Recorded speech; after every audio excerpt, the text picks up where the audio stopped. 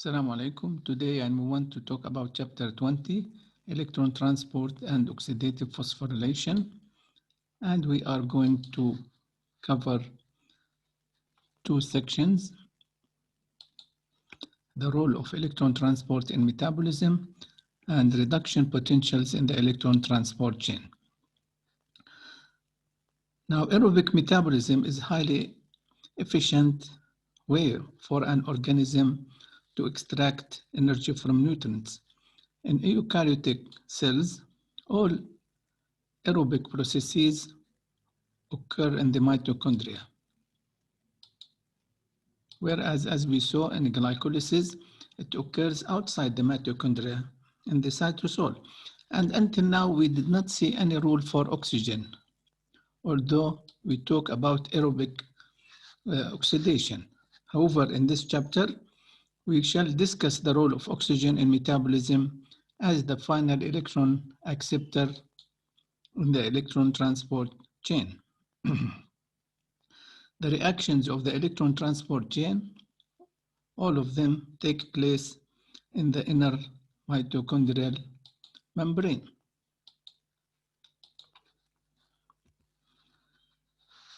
So, as I said, in eukaryotic cells, aerobic processes occur in the mitochondria.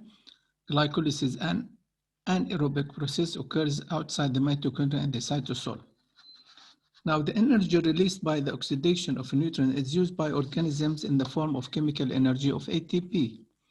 Now, the production of ATP in the mitochondria is the result of the so-called oxidative phosphorylation, in which ADP is phosphorylated to ATP. Now, the production of ATP by oxidative phosphorylation is an endergonic process, which means it requires energy. And this is separate from electron transport to oxygen, which is an exergonic process. But the reactions of the electron transport chain are strongly linked to one another and are highly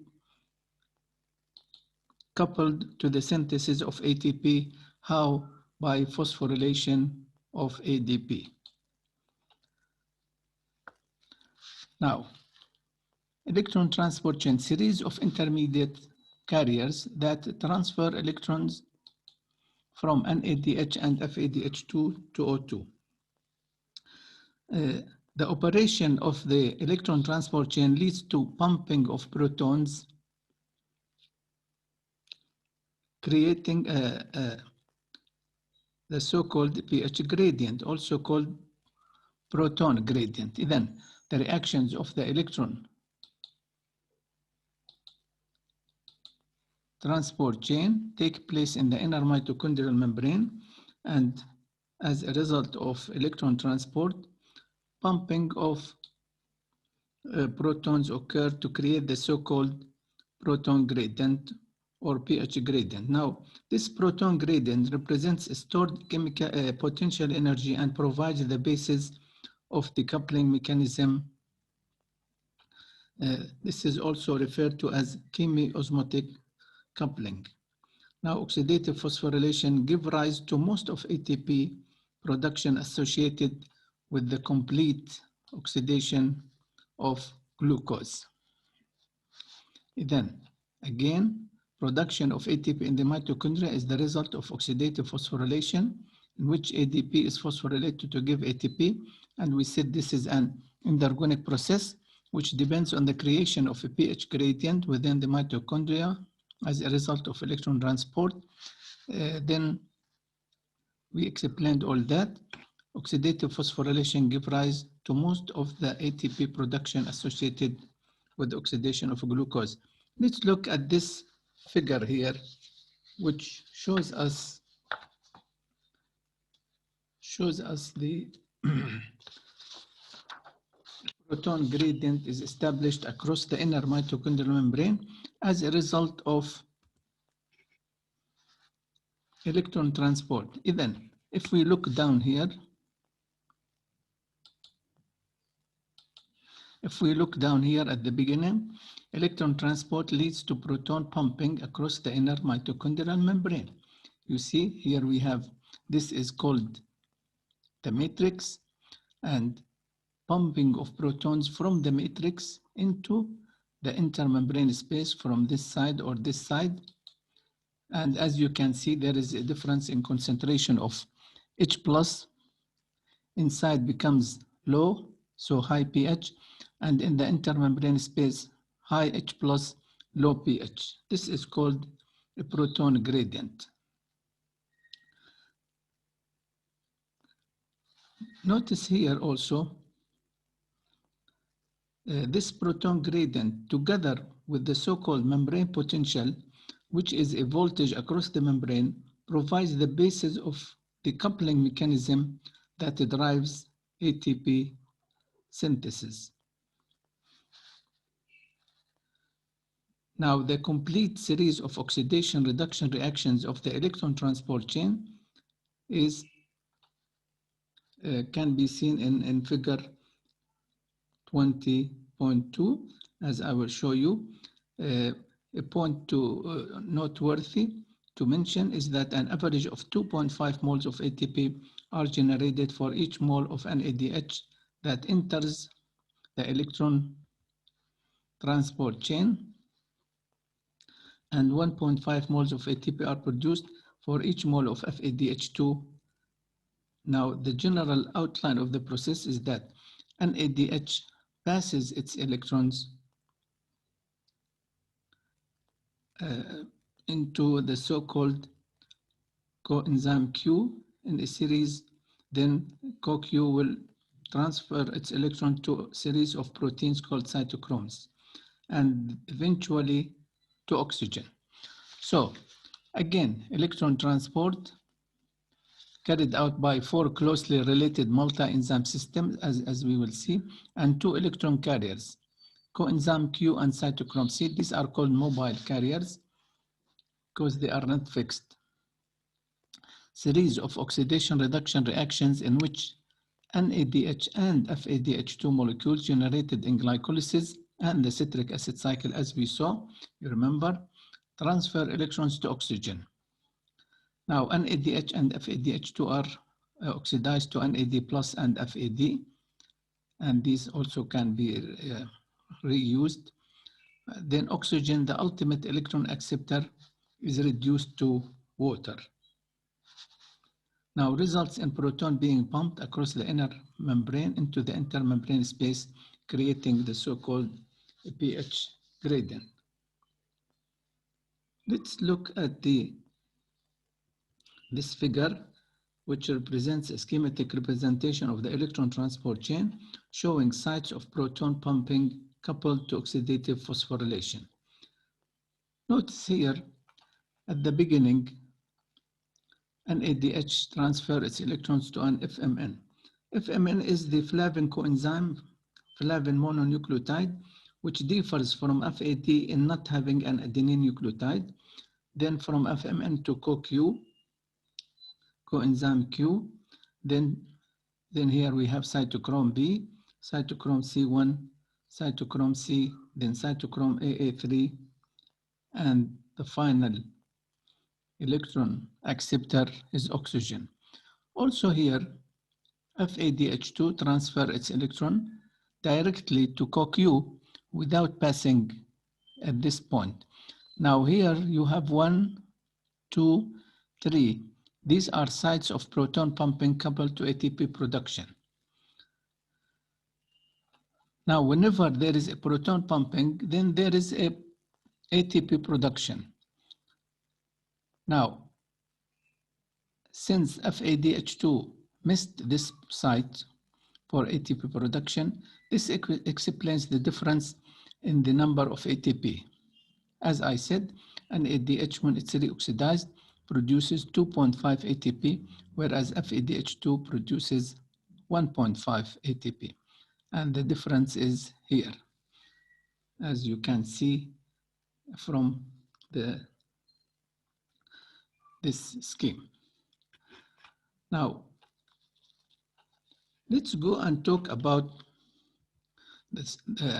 Again, these things which I already mentioned, you can read them by yourself. I already talked about these.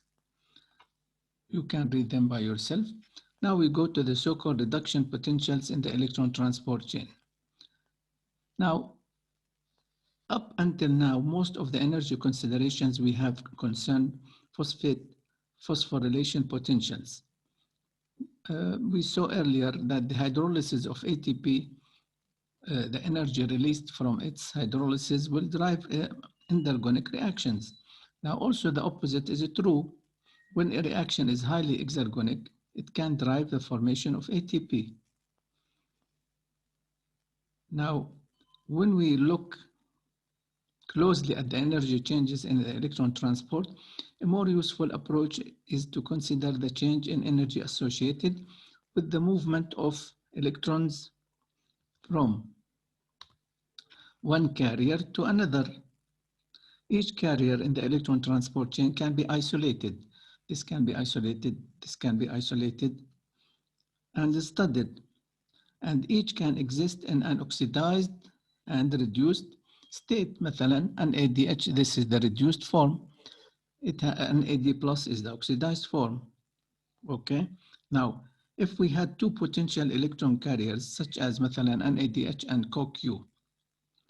Now, the question, are electrons transferred from NADH to CoQ or the other way around? This is determined by measuring the so-called reduction potential. Now, for each of the carriers. Now, reduction potential is a standard voltage that indicates the tendency of a reduction half reaction to take place. Now, a molecule with a high reduction potential, like مثلا CoQ, is paired with a molecule with a lower reduction potential, like مثلا FMN, and this is measured by a simple battery cell, as I will show you. So reduction potential is a useful way to look at electron transport, is to consider the change in the free energy associated with the movement of electrons from one carrier to another, as I explained. And this I explained. So this is determined by measuring a reduction potential for the carriers. So if we look at the next figure here, we see that on the right here, in A here, on the right, we have the so-called the reference cell. The reference cell is half cell on the right, where hydrogen ion is in aqueous solution with equilibrium with hydrogen gas. Now, the reduction of hydrogen ion to hydrogen gas, 2H plus 2 electrons to give H2.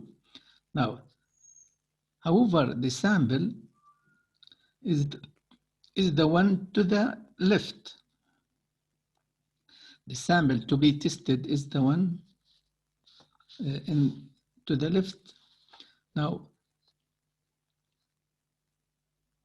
the reduction of hydrogen ion to gas is considered to have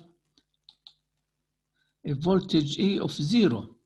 Now the sample is tested in the other half cell, and the electric circuit, as you can see, is completed by a bridge with a salt containing agar gel. Okay, now how can reduction potentials be used to predict the direction of electron transport? Now in this figure, part A, now shows what happens when ethanol, you see, is oxidized to acetaldehyde. When we put it in this sample half cell, as you can see here, electrons flow away from the sample cell toward the reference. This means that the hydrogen ion is being reduced. You remember, in loss of electron is oxidation and gain of electron is reduction. So here H plus is reduced to hydrogen gas. Therefore, the hydrogen H plus pair has a higher reduction potential than the ethanol acetaldehyde pair. That's why electrons flow from low to high reduction potential. Now, if we look at the B here, the reduction of fumarate to succinate here, we put this in the sample. Okay, now here the opposite. You see electrons flow from the reference all the way to the sample.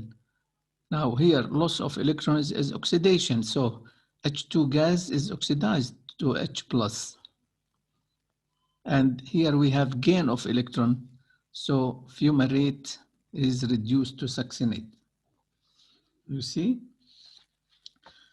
Now, the direction of electron flow and the magnitude of the observed voltage here allow us to make a table as shown in table 21. يعني here,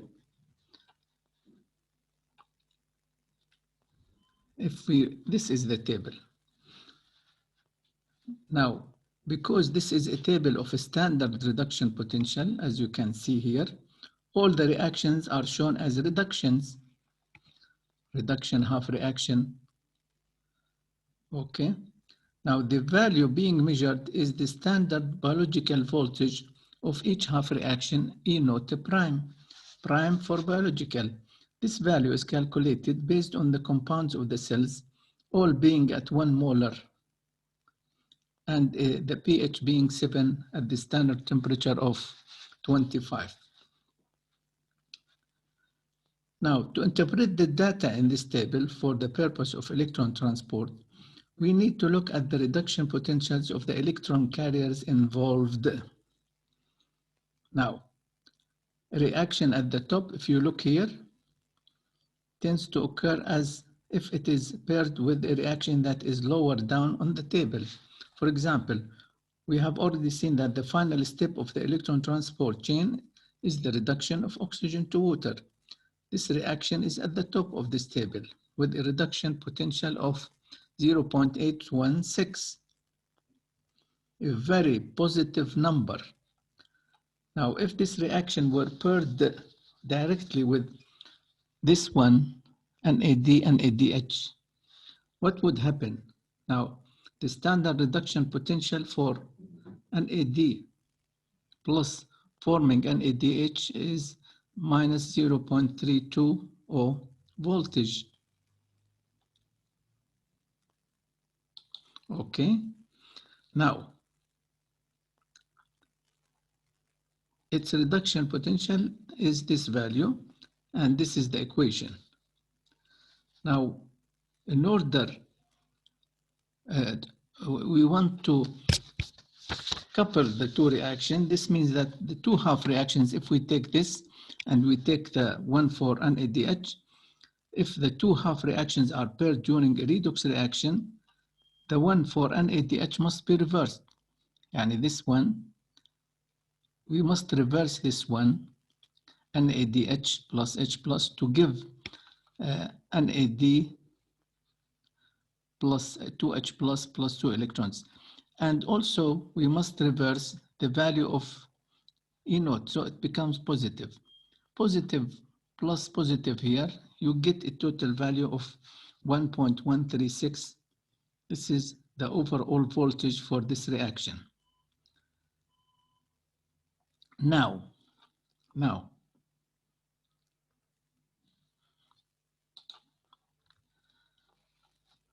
delta G naught prime represents the free energy change of a reaction under standard conditions. Now, the delta G naught prime of a redox reaction is calculated using this equation. You see this equation, where N is the number of moles of electrons transferred, and F is the Faraday's constant. As you can see, delta E naught is the total voltage for the two half reactions. Now, when you expect delta G naught to be negative value, when delta E naught prime is always positive. So, therefore, we can always calculate the direction in which the redox reaction will go under standard conditions by always combining the two half reactions in the way that gives H the largest positive value for delta E naught prime. Now for this example, which I mentioned, delta G naught prime can be calculated to be equal to minus 219 kilojoule per mole. This would be a very large number if NADH reduced oxygen directly. Remember, if we go back to this figure, now this would be a very large number if NADH reduced oxygen directly, as we shall see later. Now NADH passes its electrons along a chain that eventually leads to oxygen, but it does not reduce oxygen directly. It reduces oxygen indirectly by moving from NADH to CoQ to cytochromes and finally to oxygen. Now remember that we have delta G and we have delta G naught. They are different from each other in the same way as delta E naught and delta E are different. Now delta G and delta E refer to the free energy change and the reduction potential under any condition, respectively. But when the components of a reaction are in their standard states, اللي هم ايش؟ 1 atmospheric pressure, 25 degrees centigrade, then all solutes must be at 1 molar concentration. Then we can write delta G naught and delta E naught. Now, the modified standard state for biochemical reactions takes note of the fact that having all solutes at 1 molar concentration includes the hydrogen ion concentration, which means no pH is equal to 0, and this is not true. So we define a modified standard state for biochemistry that differs from the usual one only in that pH equals 7. Under these conditions, we write delta G naught prime and delta E naught prime for the standard free energy change and the standard reduction potential. Now, the true direction of electron flow in a redox reaction is also based on the true values of the concentrations for the reactants and products, since the cellular concentrations are never